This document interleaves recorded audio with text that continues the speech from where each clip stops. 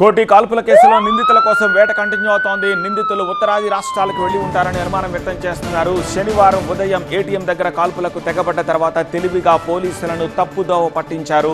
ఆ రోజంతా హైదరాబాద్లోనే ఆటోలు మార్చి తిరిగారు నిందితులు. ఒకరోజు తర్వాత సిటీ దాటి వెళ్ళినట్టుగా పోలీసులు అనుమానిస్తున్నారు. నిందితులు ఏ రాష్ట్రానికి వెళ్లారు అనే దానిపై దర్యాప్తు ఊపందుకుంది.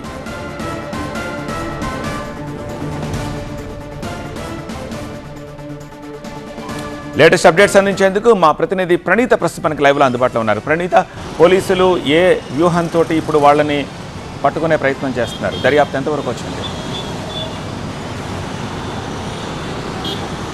అయితే పోలీసులకు మొదట ఈ కేసులో కొన్ని టెక్నికల్ ఎవిడెన్సెస్ దొరికినప్పటికీ దాన్ని ట్రేస్ చేస్తూ వెళ్ళేటువంటి క్రమంలో పోలీసులకు కీలక ఆధారాలు లభించాయి. ఏదైతే అక్యూజ్డ్ శనివారం ఉదయం అక్కడ కాల్పులు జరిపిన తర్వాత అక్కడ నుండి కాచిగూడ రైల్వే స్టేషన్కి వెళ్ళి అక్కడ నుండి వాళ్ళ ఊరికి వెళ్ళిపోవాలనుకున్నారు.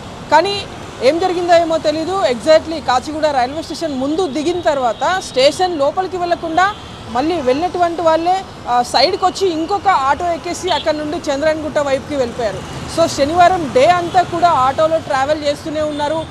చాలా సీసీ ఫుటేజెస్, దాదాపు 1000కి పైగా సీసీటీవీ ఫుటేజెస్ని పరిశీలించిన తర్వాత నిందితులు ఓల్డ్ సిటీలో ఉన్నట్టు పోలీసులు గుర్తించి ఓల్డ్ సిటీ మొత్తాన్ని కూడా జల్లెడ పట్టారు.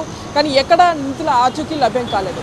ఆ తర్వాత పోలీసులు సైమల్టేనియస్ దర్యాప్తు కొనసాగించేందుకు అక్యూజ్డ్ వాడినటువంటి ఫోన్ నంబర్ని కనుక్కునేటువంటి ప్రయత్నం చేశారు.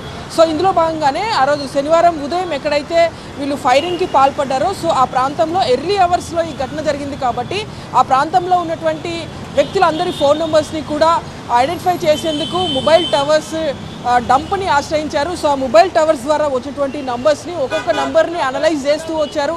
సో చివరికి ఒక్క నంబర్ దగ్గర ఆగిపోయింది. సో ఆ నంబర్ని ట్రేస్ చేస్తూ చూడగా ప్రజెంట్ ఆ నంబర్ నార్త్ స్టేట్స్లో ఉన్నట్టు పోలీసులు ఐడెంటిఫై చేశారు.